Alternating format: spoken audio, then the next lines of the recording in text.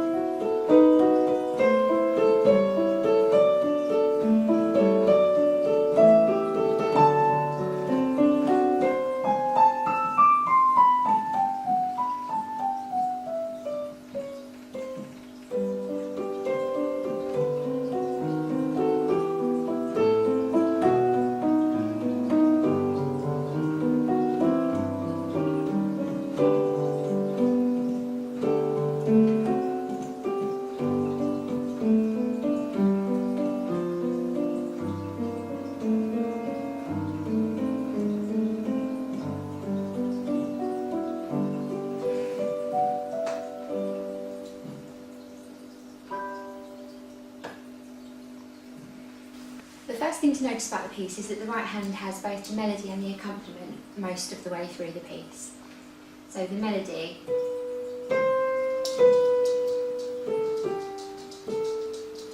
needs to really sing through above the accompaniment underneath. So to do that, we need to keep the accompaniment really quiet underneath and keep the melody legato and nice and smooth across the top.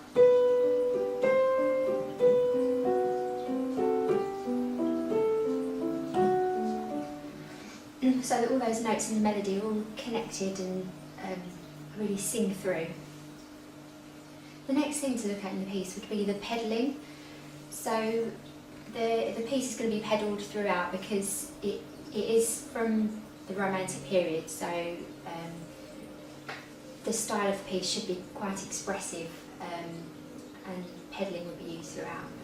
So we would pedal along to the bass note. So the way to practice that would be to practice the left hand on its own and then lift the pedal at every change of the bass note.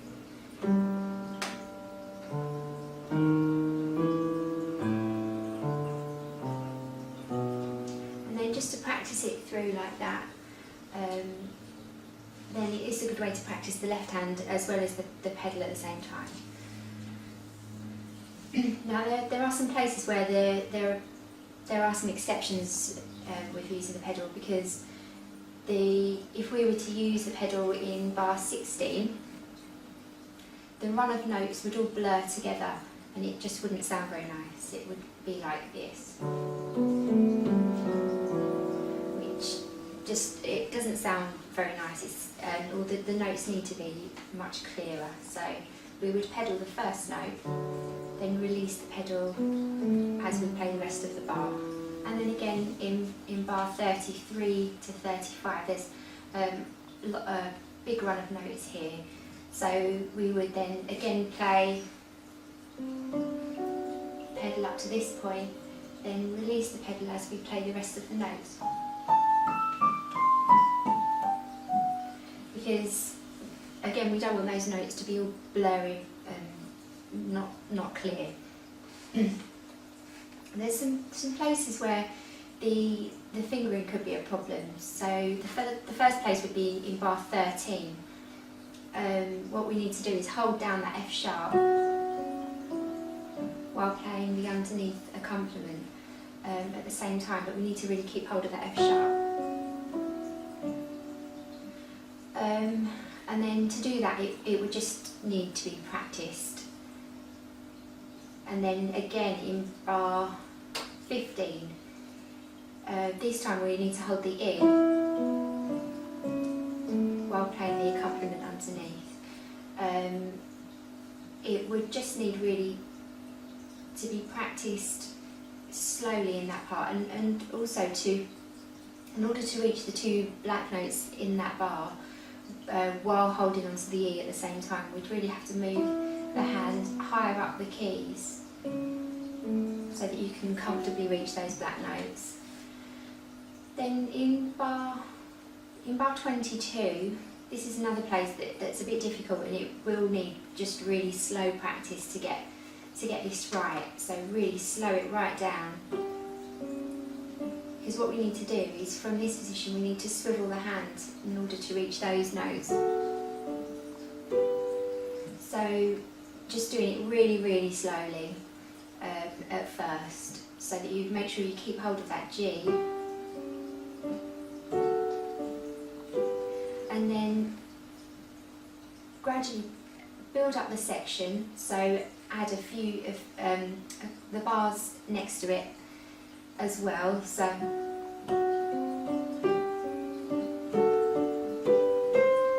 you can gradually build it into the piece slowly, and then add the left hand as well. And then once you've built it in, then you can build up the speed again, so that it fits in with the rest of the piece. In bar 43, this bit's a bit difficult with the left hand, because what we need to do is play the D, and then the D the octave above, and we need to do a silent finger change from 1 to 5 on that D, so that we can play the rest of the bar. So we need to hold the D and change to play the rest of the bar, but it does move quite quickly in that bar. So again, it would just need really slow practice, and then gradually build up the speed so that you can get it up to the speed of the rest of the piece. There are some places where the left hand takes over the melody. So the first place is bar 17. So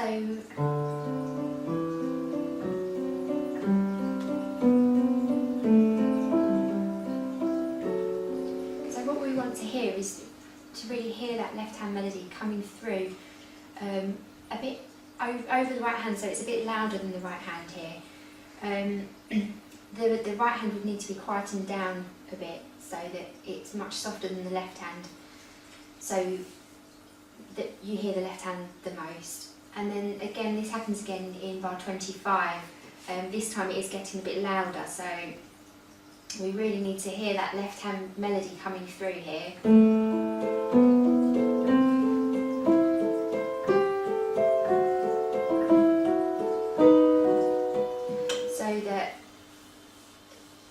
So that you can hear it, especially for that big forte there in bar 27. Then there is another big forte here in bar 32, where it should really build up here. So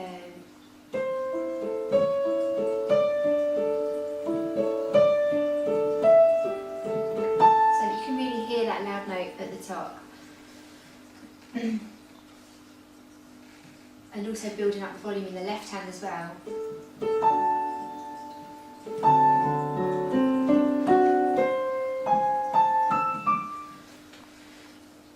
Then after this, it then goes back down to piano again here for the last section of the piece. But what we want to really hear is the difference in the dynamics here. Although it's all soft, we still want to be able to hear at the end there's a pianissimo, so it gets really soft. So we need to leave enough volume here for the last couple of bars.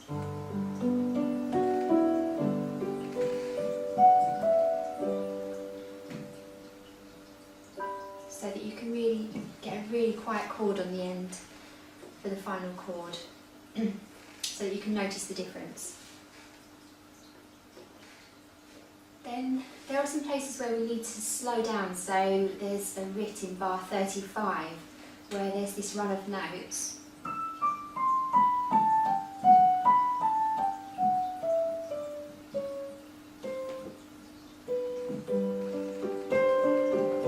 then back to to the original tempo. So to really fit in with the style of the piece, you need to slow that down and then bring the tempo back to normal again as we go into the next section. And then again, right at the end, there's another bit here. So and